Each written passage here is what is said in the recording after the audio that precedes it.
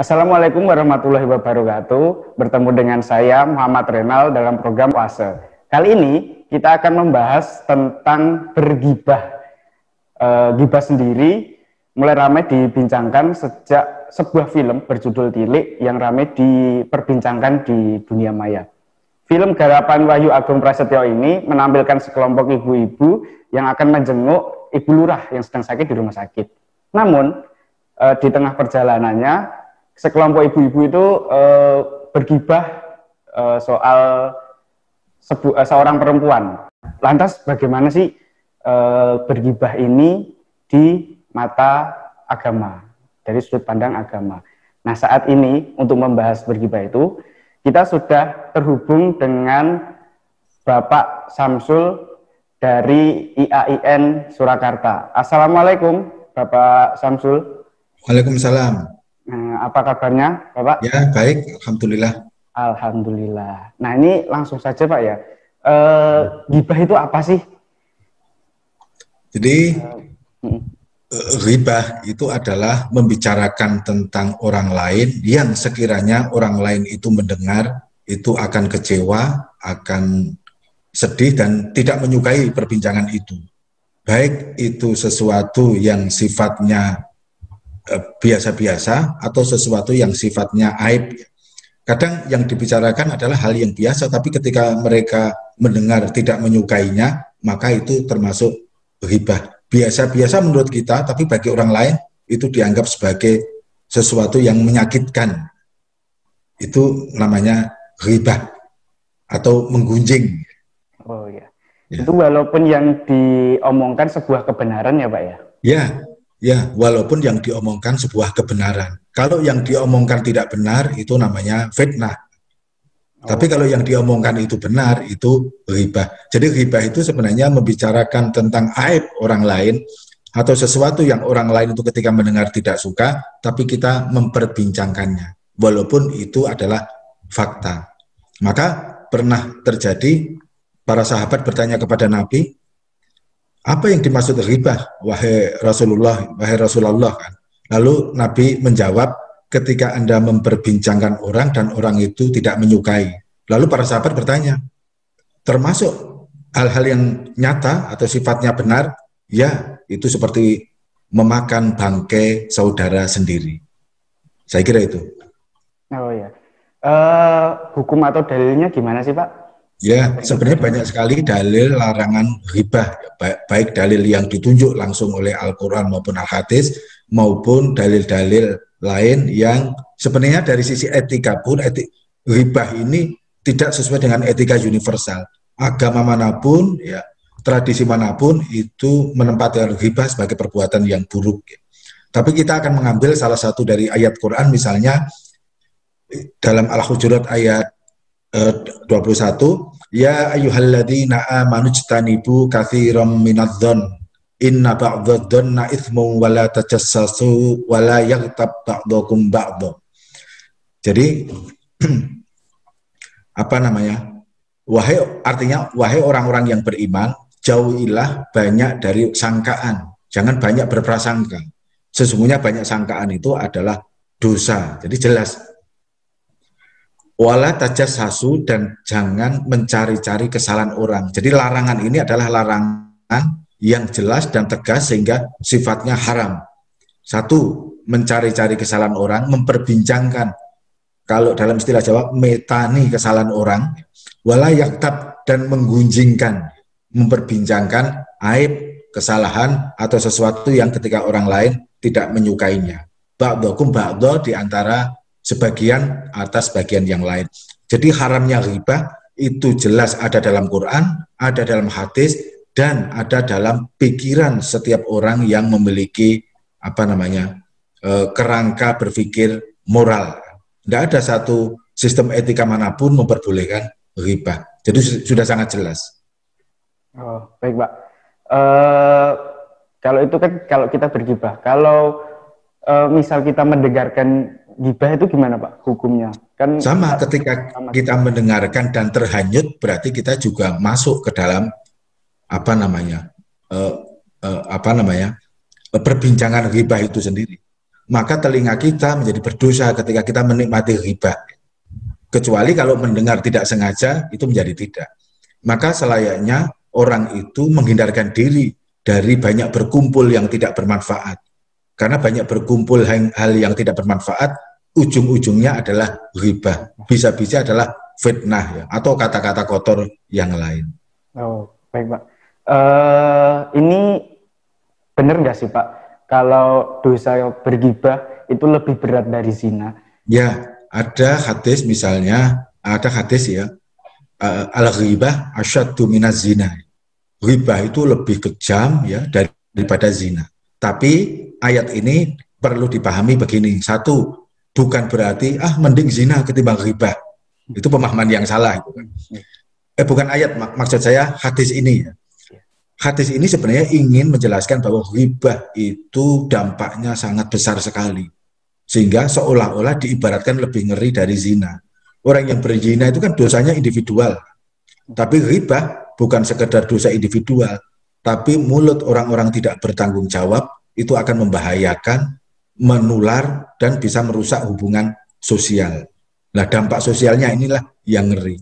Sebagaimana fitnah lebih kejam dari pembunuhan, bukan berarti mending membunuh daripada menfitnah. Tapi bahwa fitnah itu dampaknya sangat ngeri sekali, bisa orang saling bunuh hanya karena fitnah. Jadi pemahamannya begitu. Jadi hadis itu menekankan jangan sekali berghibah, karena ghibah itu dosanya sangat ngeri dan berantai. Nah, yang berantai itulah yang membahayakan sehingga bisa merusak hubungan sosial. Setelah itu mungkin kita sering saat ini banyak ya Pak lagi ngumpul bersama keluarga atau bersama Betul. teman. Ya. Nah itu kadang secara tidak sengaja kita mendengarkan atau bahkan ikut untuk ghibah. Nah, untuk menghindarinya, cara untuk menghindarinya tuh gimana ya Pak? Ya, jadi kalau kembali kepada misalnya film Tilik itu kan, sebenarnya itu kan menggambarkan kenyataan. Jadi walaupun semua orang mengutuk mulutnya Butejo, sesungguhnya kebanyakan orang itu juga Butejo. Jadi banyak sekali Butejo sebenarnya. Bahkan yang mengutuk Butejo bisa jadi lebih Butejo ketimbang Butejo dalam film ya. Jadi itu fenomena real, fenomena nyata yang ada di masyarakat. Bahkan di dalam majelis taklim pun sering terjadi ghibah. Kadang kan ini kontradiksi. Ada di majelis taklim zikir untuk pendekatan diri kepada Allah, tapi pada saat yang sama mereka melanggar aturan-aturan dalam Quran, termasuk aturan larangan ghibah ya. Jadi potret Butejo itu sebenarnya potret kita semua. Butejo itu adalah mulut kita semua. Maka salah satu cara untuk menghindarkan itu, ya kita membahas hal-hal yang tidak mengarah ke itu. Artinya apa? Artinya kalau ada orang berghibah lalu kita, jangan berghibah. Itu kan justru akan membuat orang ada perbincangan ghibah baru. Wah, sok suci lah dan sebagainya itu. Maka jalan yang tepat adalah membelokkan arah perbincangan ke hal-hal yang hal-hal yang baik. Atau setidaknya hal yang netral, guyon lah atau apa. Karena kalau diperingatkan, biasanya orang diperingatkan bukan mengikuti peringatan, bukan mengikuti yang memperingatkan, tapi justru akan menolak, bahkan akan menghibahkan orang yang memperingatkan itu. Jadi jalan yang ditempuh adalah membelokkan arah. Kalau tidak mampu, ya tinggalkan, pergi. Oh gitu, berarti jika kita dalam situasi tersebut, lebih baik kalau kita membelokkan pembahasan itu ke yang lebih aman gitu Pak ya? Ya, karena mereka pun tahu, kalau kita mengatakan jangan berghibah ini dosa, mereka pun tahu bahwa ghibah itu dosa. Kalau kita memperingatkan itu justru nanti kontraproduktif kan. Nanti dianggap sok suci, macam-macam itu. Tapi ketika kita membelokkan, mereka merasa tidak tersinggung, ghibahnya pun berhenti karena memperbincangkan yang lain.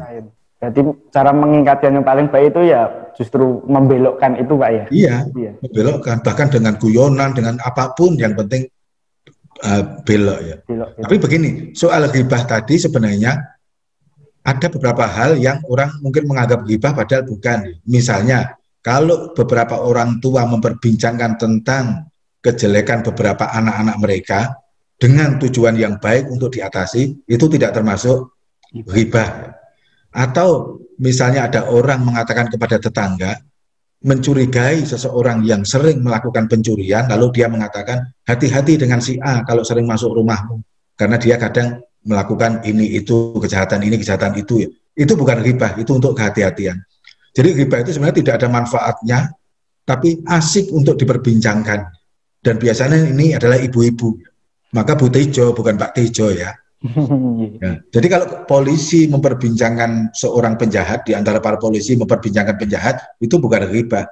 Karena itu tujuannya adalah untuk mengatasi problem-problem kriminalitas. Berarti kalau misal kita berbicara dengan tetangga untuk hal yang kebaikan, misal kasusnya seperti tadi, itu tidak ghibah. Gitu. Tidak ghibah. Ghibah itu nggak ada manfaatnya, seperti tetangga tengkar lalu diomongkan ke sana kemari, itu kan tidak mengatasi masalah apapun. Kalau saya membicarakan tentang keburukan orang kepada seseorang yang kira-kira bisa mengatasi masalah itu atau membantu, itu bukan ghibah, tapi itu justru bagus untuk mengatasi masalah orang tersebut. Ya. Jadi ghibah itu sebenarnya tidak ada gunanya, bahkan yang memperbincangkan pun tidak memperoleh manfaat apapun, tetapi mereka asik. Gitu.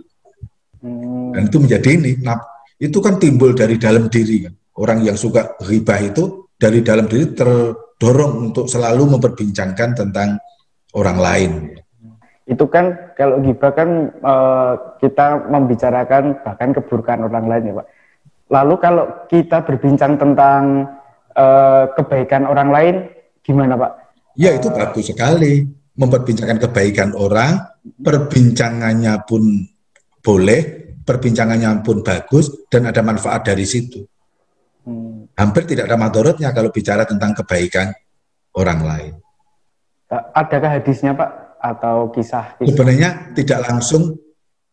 Jadi kalau dalam agama itu kan semua silakan dilakukan ya, dalam muamalah, kecuali yang dilarang.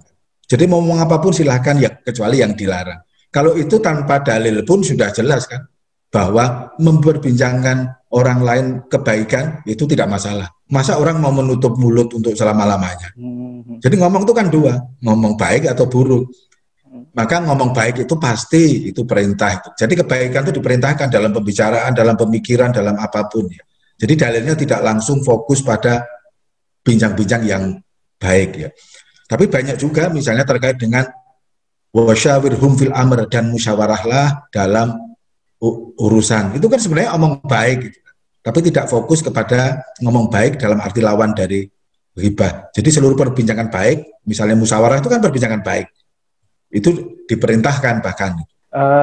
Terus ini yang terakhir mungkin Pak, jika kita udah dalam situasi yang seperti itu, terus kita bingung nih, kadang kita bingung, ingin membelokkan bahasan agar tidak terjadi ghibah, atau kita lebih baik buat pergi gitu, minta izin, oh aku mau ke sini dulu. Itu ya, gimana Pak? Sebaiknya membelokkan dulu, karena membelokkan adalah jihad itu kan. Itu jihad meluruskan orang agar tidak terjebak dalam dosa yang lebih dalam. Ya.